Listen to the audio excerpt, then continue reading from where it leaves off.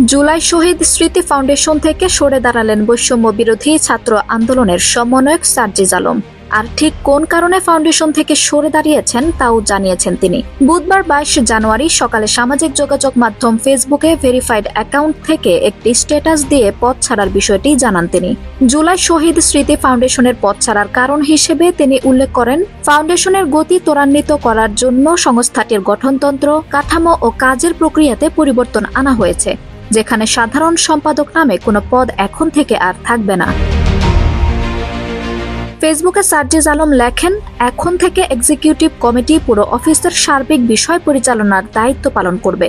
Chief executive officer সেখানে অফিসের প্রধান হিসেবে দায়িত্ব পালন করবে। মীর মাহবুবুর রহমান স্নিগ্ধ বর্তমানে সিইও হিসেবে দায়িত্ব পালন করছে। গভর্নিং বডি ফাউন্ডেশনের পলিসি মেকিং এ কাজ করবে, যেখানে মাননীয় প্রধান উপদেষ্টা সহ 4 জন উপদেষ্টা রয়েছেন, স্বাস্থ্য, সমাজ কল্যাণ, স্থানীয় সরকার এবং আইসিটি। সাধারণ সম্পাদক নামে কোনো পদ এখন নেই। জুলাই শহীদ স্মৃতি ফাউন্ডেশন সাধারণ সম্পাদকের দায়িত্বে আমি নেই। এই ফাউন্ডেশনের গতি ত্বরান্বিত করার জন্য ফাউন্ডেশনের গঠনতন্ত্র, কাঠামো ও কাজের প্রক্রিয়াতে পরিবর্তন আনা হয়েছে। এই ফাউন্ডেশন প্রথম আর্থিক সহযোগিতা শুরু করে 1 অক্টোবর। অফিস চালু হয় 15 অক্টোবর থেকে। আমি সাধারণত সম্পাদক হিসেবে দায়িত্ব গ্রহণ করেছি 21 অক্টোবর। 31 ডিসেম্বর পর্যন্ত প্রায় 2 মাস 10 দিন আমি দায়িত্ব পালন করি। এরপর আমি দায়িত্ব থেকে সরে আসি।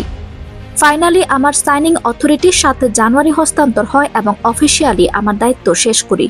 31 ডিসেম্বর পর্যন্ত ভেরিফাইড 826 শহীদ পরিবারের মধ্যে 628 জনকে আর্থিক সহযোগিতা করা হয়। পাশাপাশি প্রায় 11,000 ভেরিফাইড আহতদের মধ্যে প্রায় 2,000 আহতকে আর্থিক সহযোগিতা করা হয়।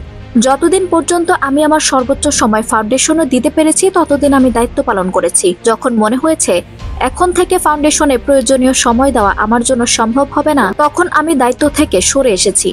আমার কাছে নিজের সীমাবদ্ধতা অ্যাড্রেস করা এবং সে অনুযায়ী দায়িত্ব গ্রহণ বা ত্যাগ করা কোনো দুর্বলতা নয়, বরং এটাতে সৎ সাহস লাগে। আমি চেষ্টা করেছি আমার চেয়ারের দায়িত্বের সাথে সৎ থাকতে। আঞ্জুম হক আরবি, আমার সংবাদ।